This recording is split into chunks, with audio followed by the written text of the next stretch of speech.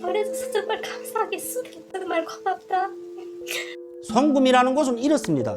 영화처럼 첩보 영화하고 똑같아요. 몰래 가고 밤에 그 사람들은 목숨을 내놓고 하는 겁니다. 안 잡히면 벌지만 잡히면 내가 죽는 거죠.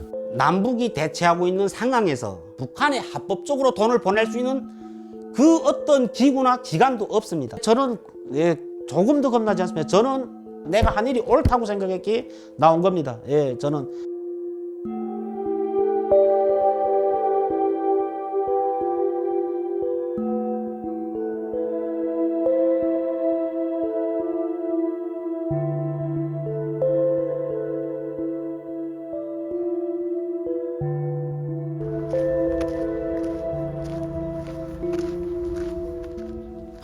저희를 부르는 거요. 브로커라고 부르지요. 탈북민들이 그냥 고충을 이렇게 도와주는 그냥 해결사라고 하시면 되겠습니다. 내가 한번 이렇게 처분이 끝난 사건에 대해서 왜 다시라고 그렇게 하는가 지금. 북한도 하지 말라는 거고 중국도 하지 말라는 일이에요. 그러니까 이게 다 물밑에서 지하에서 은밀하게 거래가 되는 겁니다. 만약 북한 정권이 알면 그 사람을 살려두겠습니까?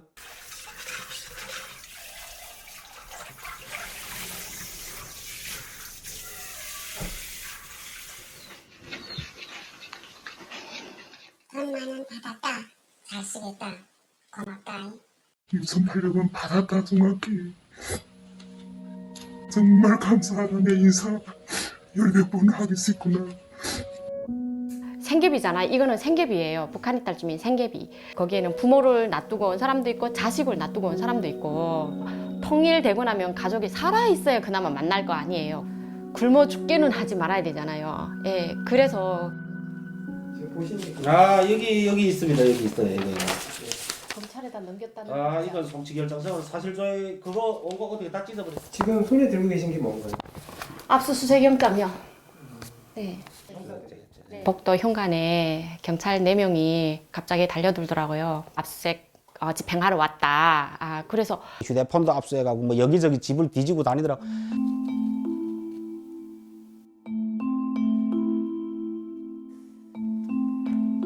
제가 영장을 보니까 북한에 보내려고 하면 합법적으로 은행으로 보내라.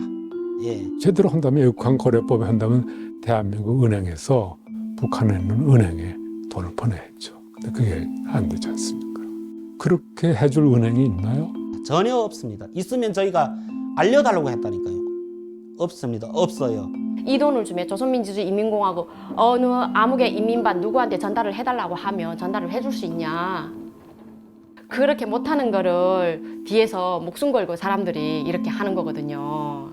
북한 주민의 그럼 어디 사는 누구한테 보냈다는 걸 밝힐 수가 없잖아요. 그렇게 되면 위험해지니까 여부에 공개가 되고.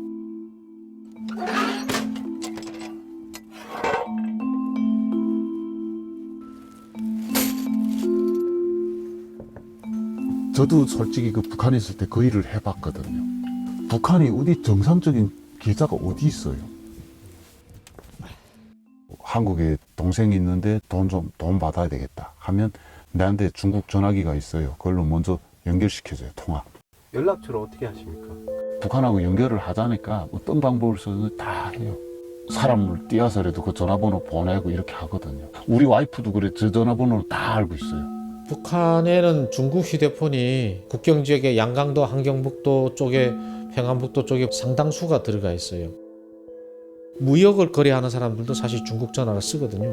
일각에서는 뭐 10,000대다, 30,000대다 뭐 이렇게 다양하게 말하는데 그건 알 수는 없죠. 북한 사람과 연결된다는 거는 여기서 돈과 연결되어 있는 거죠.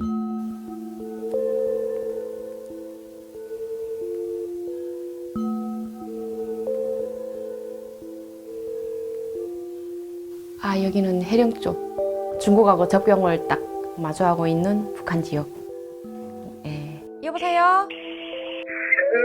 바쁜데 미안.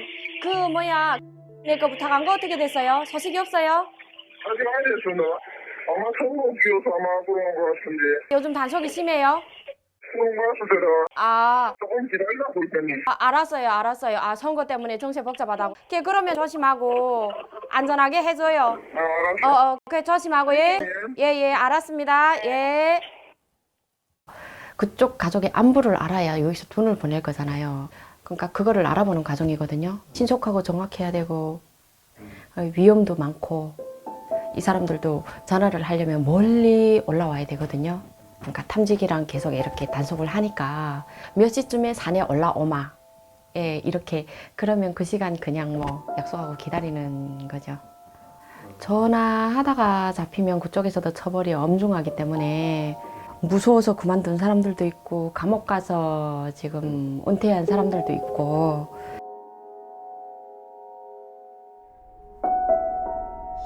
우리 탈북민은 반드시 중국을 거쳐서 북한으로 돈을 보내야 됩니다. 북한하고 제일 밀접하게 무역도 되고 밀수도 되고 하는 곳이니까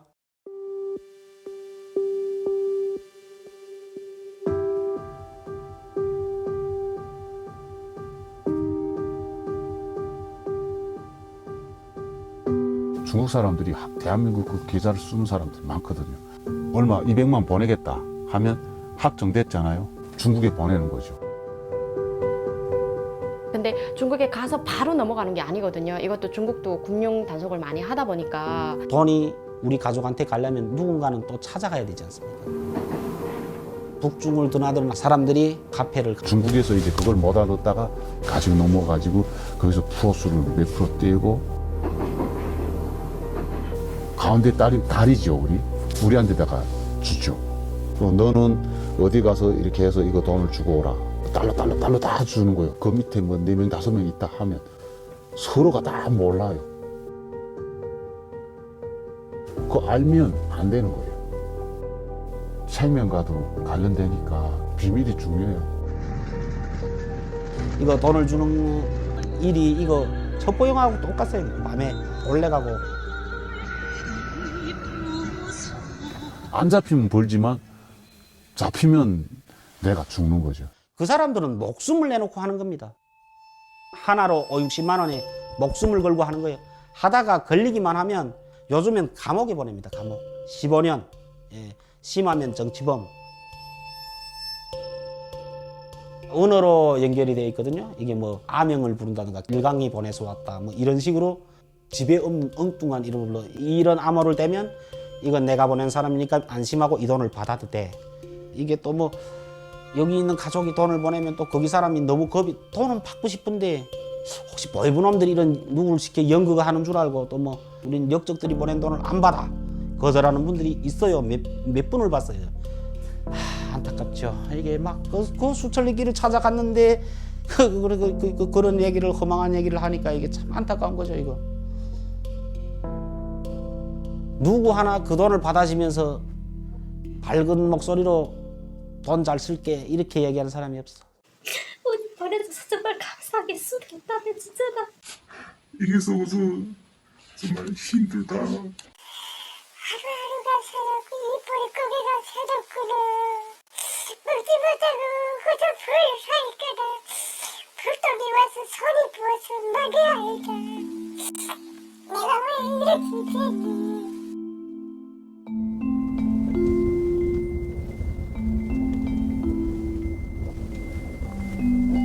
일 많을 때는 언제 쉰다는 계약은 없어요. 지금 요즘에는 거지 나가면 5일 정도는 그냥 밭에서 차에서 자고 해요. 이렇게 안 하면 돈 못 벌어요.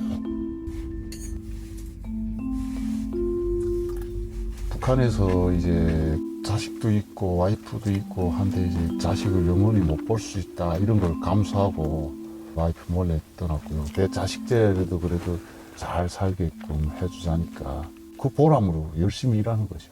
제가 1년에 2번 정도 보내는데 한 분이 한 200씩 보내요. 그러면 1년이면 한 400만 정도. 지금 아마도 40%에서 50% 정도?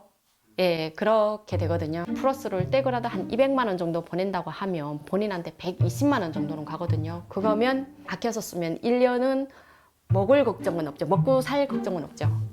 북한 쪽에서는 100만 원도 잘 전달이 되면은 상당한 도움이 되는 겁니다. $1,000 같다.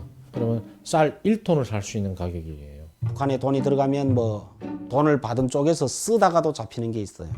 북한이라는 나라는 조금 잘 살면 남의 눈이 들 수밖에 없습니다. 가족 중 누구는 없어졌는데 밥이라도 벌써 하얀 밥 해먹는다 하면 다 신고를 해요. 그러면 보이부가 어쩝니까? 곧장 가지 않습니까? 그 집에. 예. 아버지, 나옵니다. 6,500원도 많이 받았습니다. 안녕하십니까 아버지.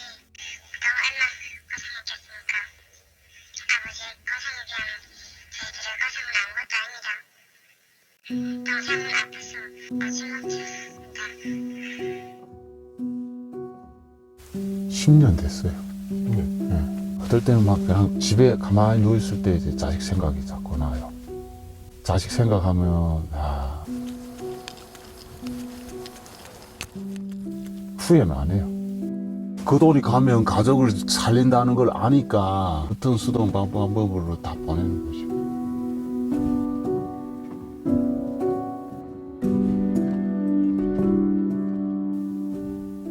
이렇게 조사받아서 검찰 기소까지 당한 사람은 한두 명이 아니거든요. 10명 미만 그 정도 되는 것 같아요. 갑자기 이러는 이유를 모르겠어요.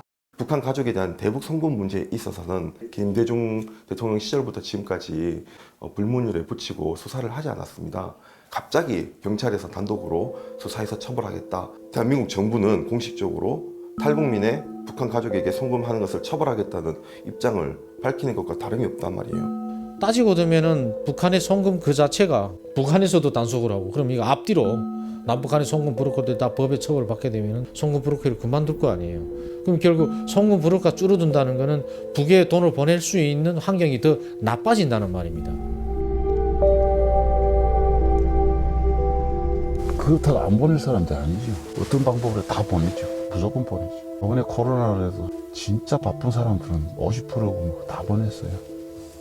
경찰이 막지 못할 거예요. 그거 아마 여기서 막아서 이러면 아마 사람이 직접 중국까지 가서 넘겨주더라도 갈 거예요. 아마 50%는 내 삶을 위해, 50%는 내 가정을 위해 이렇게 생각하는데 거기 가정한테 돈을 못 보낸다고 생각하면 그럼 솔직히 우리가 여기서 열심히 일하는 의미가 100%라면 거진 50%가 사라지는 거죠.